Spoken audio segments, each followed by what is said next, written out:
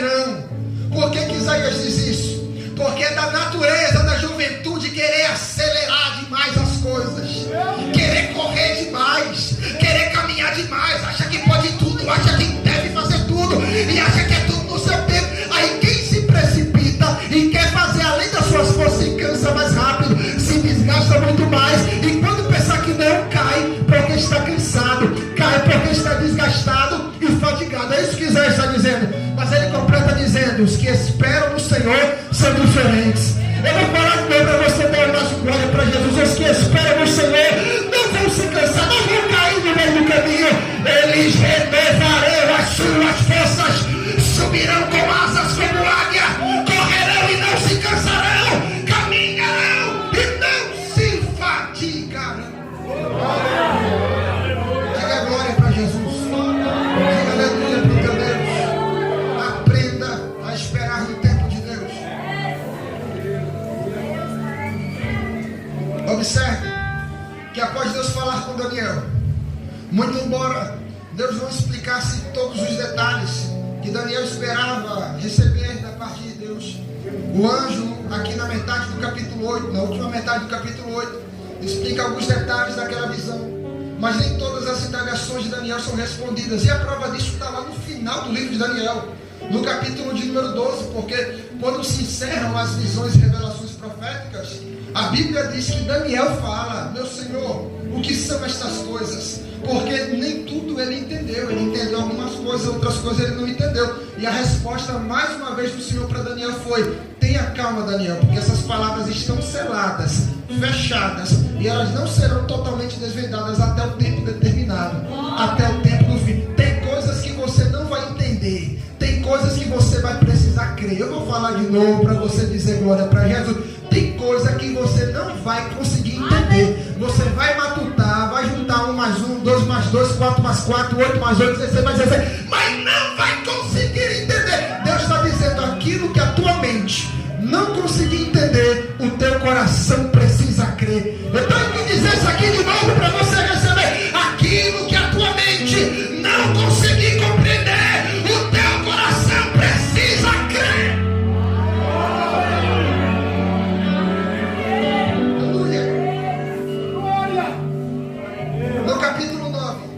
Daniel está orando pelo seu povo, e ele se lembra das profecias de Jeremias, que diria que o cativeiro babilônico duraria o período exato de 70 anos, e aquele período exato de 70 anos já estava se encerrando. Daniel estava na expectativa de que a qualquer momento o povo judeu começasse a voltar para a sua pátria, para suas casas, para a sua terra natal, da qual eles haviam sido removidos pela guerra dos babilônicos há 70 anos atrás. Quando a Bíblia diz que o período do cativeiro duraria o período exato de 70 anos, isso aqui é muito interessante. É Deus nos falando por meio da sua palavra que nenhum cativeiro é para sempre. Olha para alguém que está do seu lado, por favor. Diga para essa pessoa: tenha calma, nenhum cativeiro é para sempre. Completo, deixa eu ver se tu é profeta, meu. Completa para essa pessoa e diga para ele ou para ela: o teu cativeiro tem dia e hora para começar, mas também tem dia e hora que foi determinado por Deus para acabar.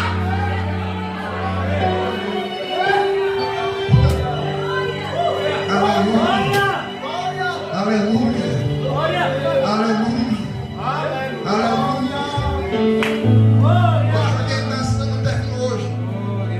No capítulo de número 10, a Bíblia diz que Daniel, ele estava chorando, pranteando na presença do Senhor por 3 semanas inteiras.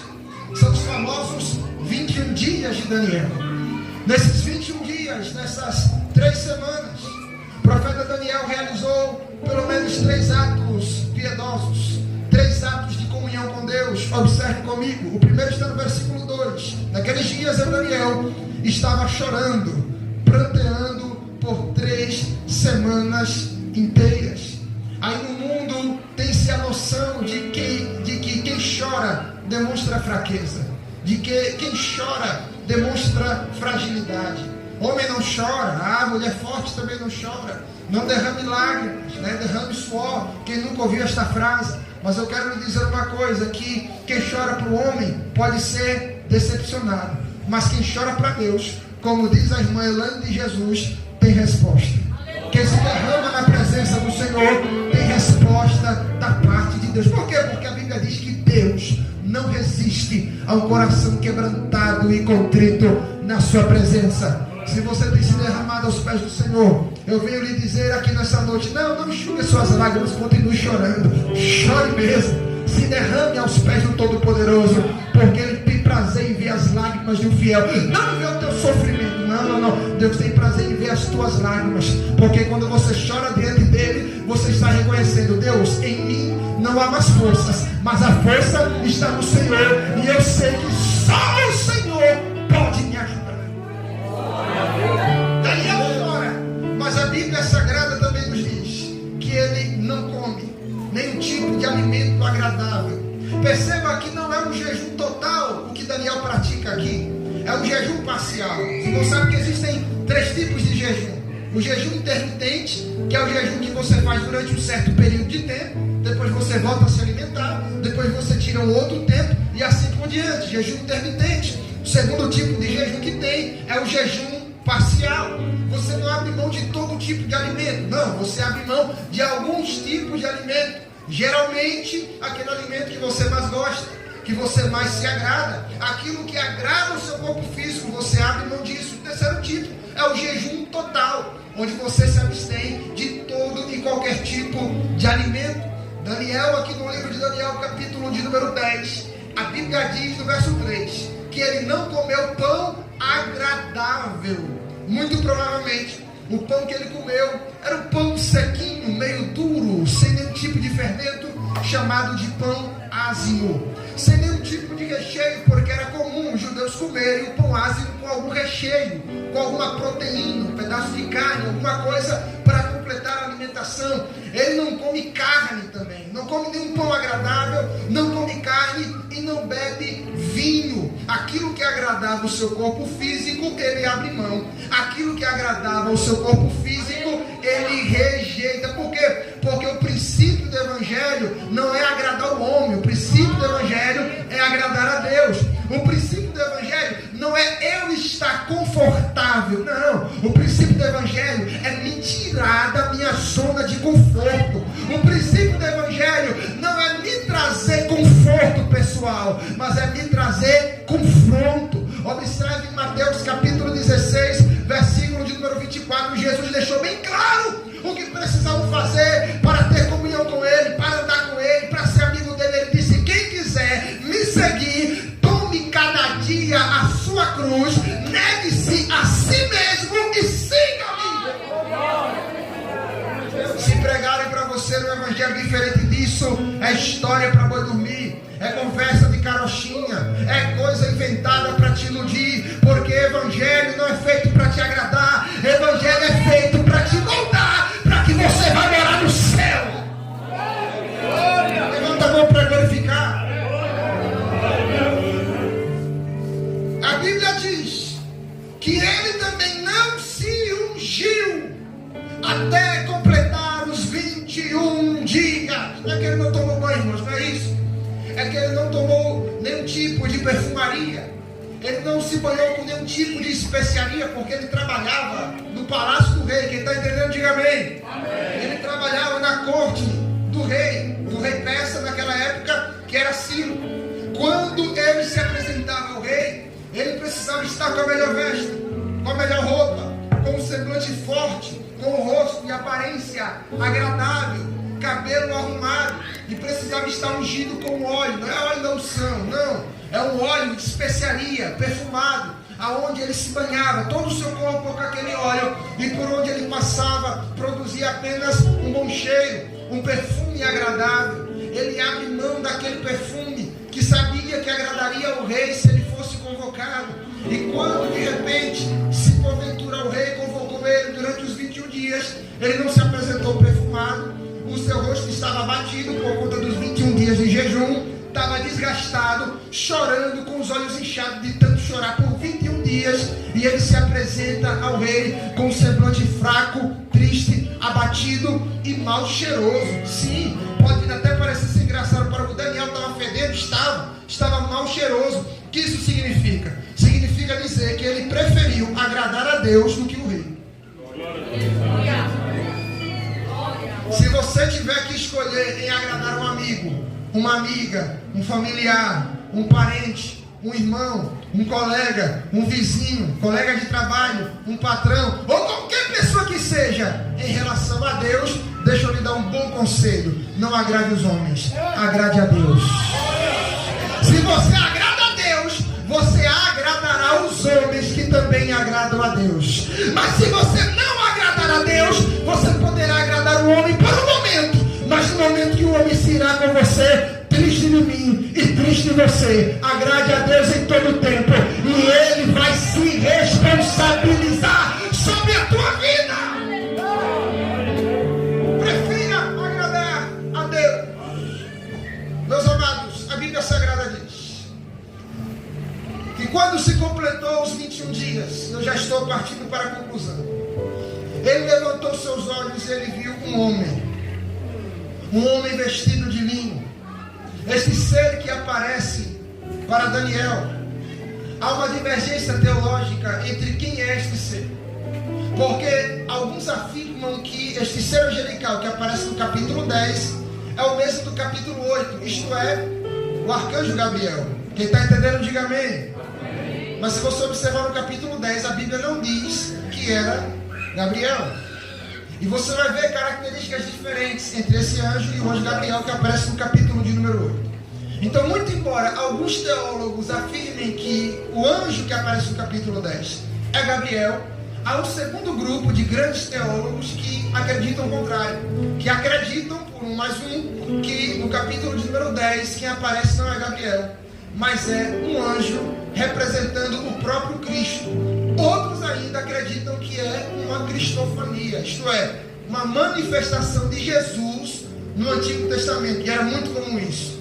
Como, por exemplo, em Daniel capítulo de número 3, o anjo que aparece, o ser angelical, se eu posso dizer assim, que aparece dentro da fornalha, Nabucodonosor classifica como alguém semelhante ao Filho dos Deuses. É uma referência clara ao próprio Jesus de Nazaré. Significa dizer que ele não se revelou exatamente quem ele era, mas foi o próprio Jesus quem apareceu juntamente com os 3 jovens hebreus na fornalha de fogo ardente. Observe também que em Daniel capítulo de número 6, o anjo que desce para fechar a cova, a boca dos leões que estava na cova junto com Daniel, não era um anjo. Daniel não diz, o meu Deus enviou um anjo, não. Daniel diz, do singular, o meu Deus, e no artigo definido, o meu Deus enviou o seu anjo, não é um anjo, é o seu anjo. Os irmãos sabem, que estudou teologia aqui, sabe que no Antigo Testamento, quando você vê essa expressão, o anjo do Senhor, não é um anjo qualquer, não é arcanjo, não é querubim, não é serafim, é o próprio Jesus se manifestando no Antigo Testamento. Mas era comum, pastor, se manifestar sem dizer o seu nome, era mais do que comum.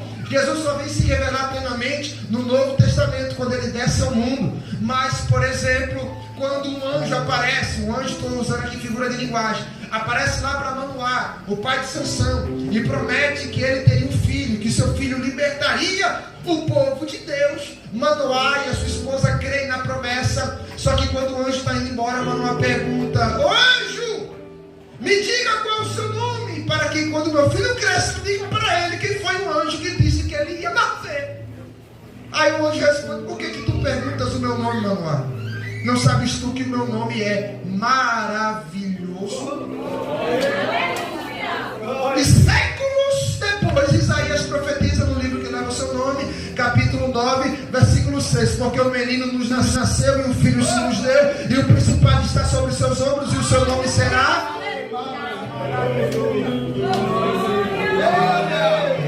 Diga glória para Jesus. Então é muito comum quando você vê um anjo especial, de uma classe diferente na Bíblia, e que o seu nome não é apresentado, desconfie que é Jesus. Analise o texto, analise o contexto, pesquise um pouquinho, mas desconfie que é Jesus. Eu particularmente quero pedir licença aos irmãos e pregar aqui, e dizendo que esse anjo que aparece no capítulo 10 não é arcanjo, não é Miguel, não é Gabriel, mas é ninguém mais, ninguém menos que o próprio Jesus. Jesus de Nazaré.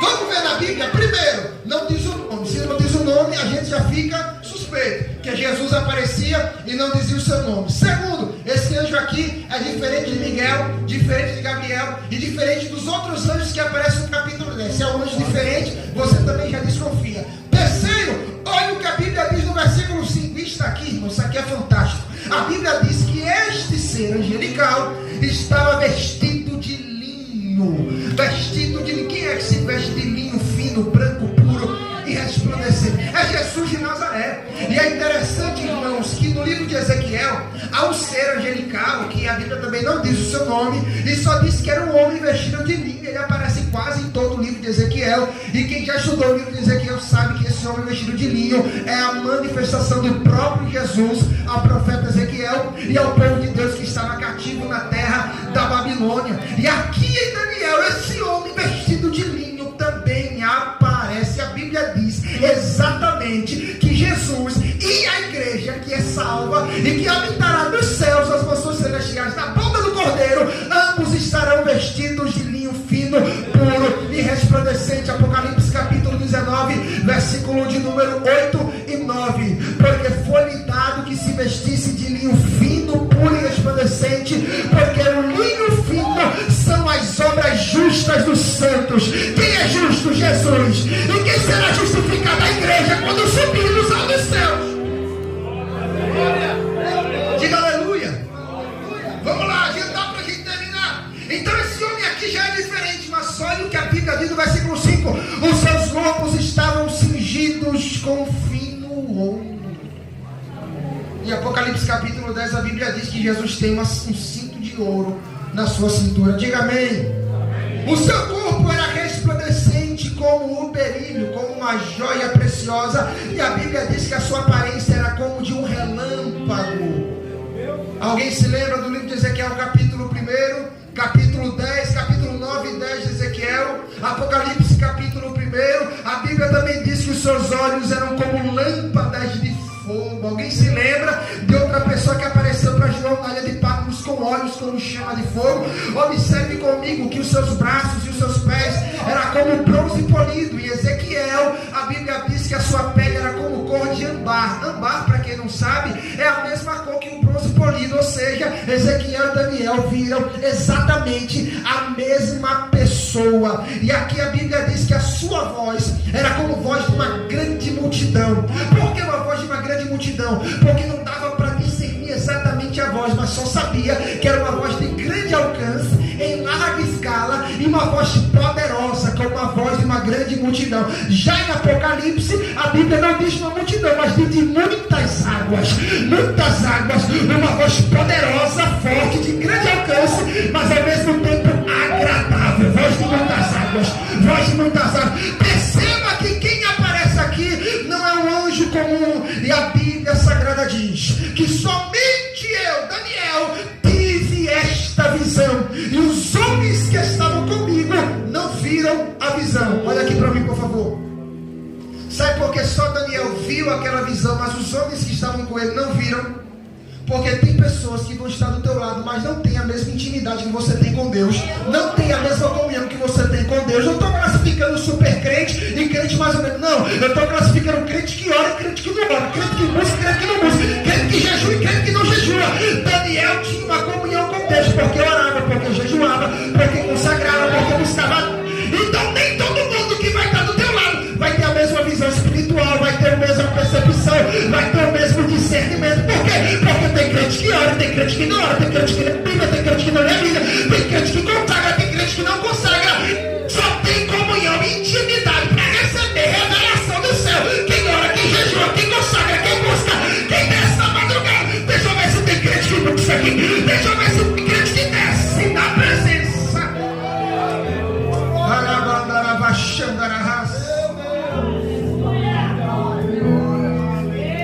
Nem todo mundo que está do teu lado vai ter a mesma visão que você tem.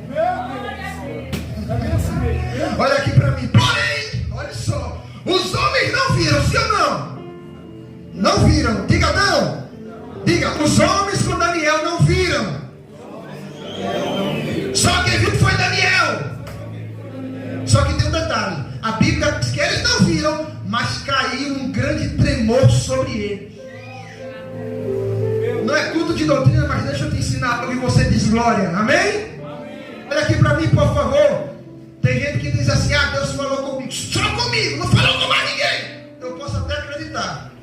Só que tem um detalhe: o Espírito que está em mim e o Espírito que está em você vai testificar. Deus pode revelar algo só para mim, mas quando eu falar, vai testificar. E ainda que você não queira aceitar, mas o coração vai tremer e algo vai lhe dizer lá dentro: quem está falando é Deus. Porque o Espírito testifica.